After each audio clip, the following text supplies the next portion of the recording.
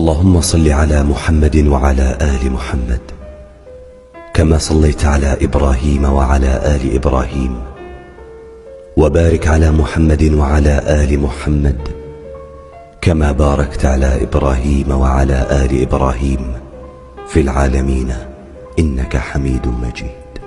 الله لا إله إلا هو الحي القيوم لا تأخذه سنة ولا نوم له ما في السماوات وما في الأرض من ذا الذي يشفع عنده إلا بإذنه يعلم ما بين أيديهم وما خلفهم ولا يحيطون بشيء من علمه إلا بما شاء وسع كرسيه السماوات والأرض ولا يؤوده حفظهما وهو العلي العظيم.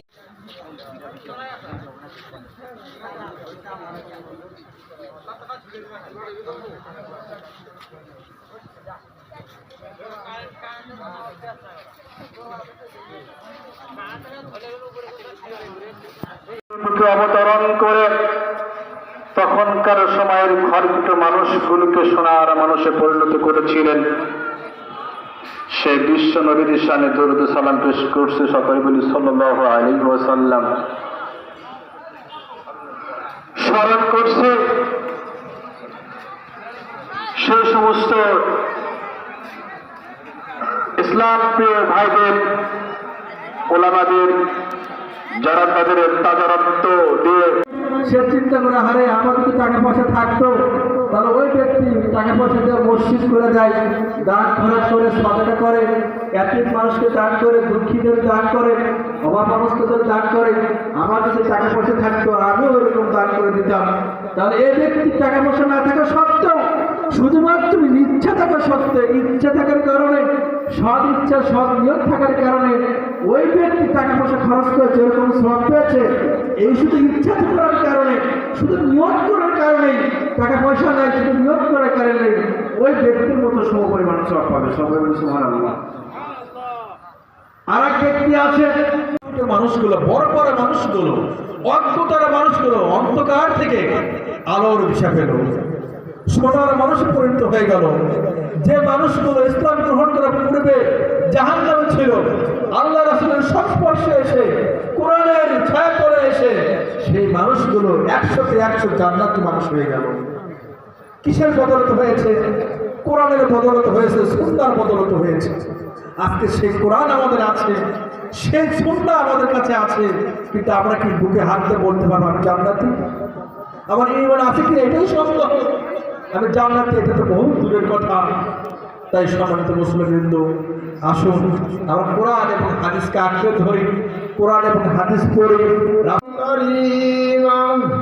واخفض لهما جناح الذل من الرحمة وقل رب ارحمهما كما ربياني صغيرا صدق الله المولانا العظيم.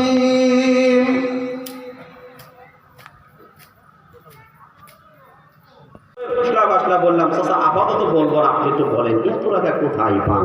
তখন বলতেছে বাবা শোনো, আমি 10 কোটি টাকা সুদের উপরে রেখে দিয়েছি। চিল্লায়ে বলে সুবহানাল্লাহ।